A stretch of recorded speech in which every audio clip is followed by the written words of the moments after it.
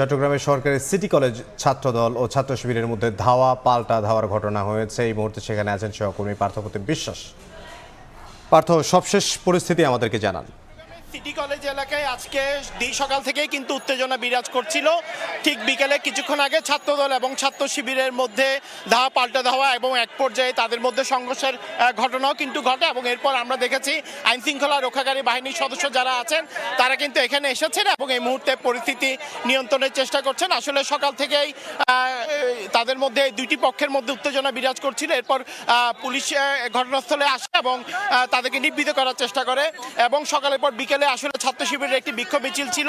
তারা বিক্ষোভ মিছিল শুরু করলে এক পর্যায়ে ক্যাম্পাসে অবস্থান করা ছাত্র দলের যারা নেতাকর্মীরা রয়েছে তাদের সাথে প্রথমে ধাওয়া পাল্টা দেওয়ার ঘটনা ঘটে। এরপরে কিন্তু তাদের মধ্যে এক পর্যায়ে আমরা দেখেছি সংঘর্ষের রূপ নেয়। পরে ছাত্র শিবিরের বিক্ষোভ মিছিলটি শেষ করে কিন্তু তারা এই মুহূর্তে এখান থেকে চলে যায় এবং এই মুহূর্তে এখানে ছাত্র দলের যারা শিক্ষার্থীরা রয়েছেন তারা কিন্তু অবস্থান করছেন এবং পুরো সিটি কলেজ থেকে শুরু করে নিউ মার্কেট এলাকা থেকে শুরু করে সব জায়গায় এই মুহূর্তে ছাত্র দলের যারা নেতাকর্মীরা রয়েছেন তারা কিন্তু আমরা দেখছি এই মুহূর্তে তারা মিছিল করছেন।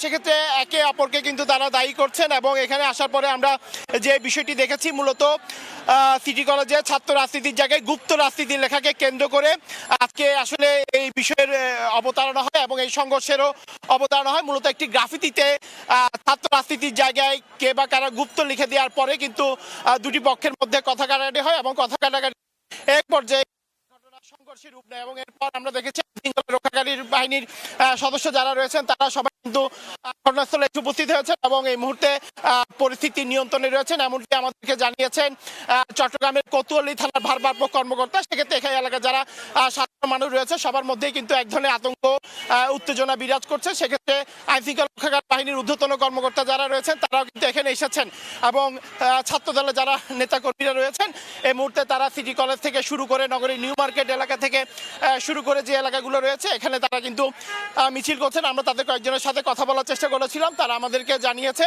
আসলে মূলত যে পাল্টাপাল্টি অভিযোগ একে অপরের বিপরীতে পাল্টাপাল্টি অভিযোগ করছে, তবে মূলত কি কারণে এই সংঘর্ষের সূত্রপাত সেটি যখন আমরা পুরোপুরি তাদের সাথে কথা বলার সুযোগ পাবো তখন হয়তো আমরা জানাতে পারবো। তবে এই মুহূর্তে আমরা দেখছি ছাত্র দলের যারা নেতাকর্মীরা রয়েছেন তারা সিটি কলেজের সামনে রাস্তায় তারা কিন্তু অবস্থান নিয়েছেন এবং আইনশৃঙ্খলা রক্ষাকারী বাহিনীর সদস্য যারা রয়েছেন তারা কিন্তু এখানে এসেছেন এবং এই মুহূর্তে তারা পরিস্থিতি নিয়ন্ত্রণের চেষ্টা করছেন। তো এই ছিল আমার কাছে এখনো পর্যন্ত চট্টগ্রামের নিউ মার্কেট এলাকা থেকে এখানকার সর্বশেষ খবর। চট্টগ্রাম থেকে সহকর্মী পার্থপ্রতিম বিশ্বাস।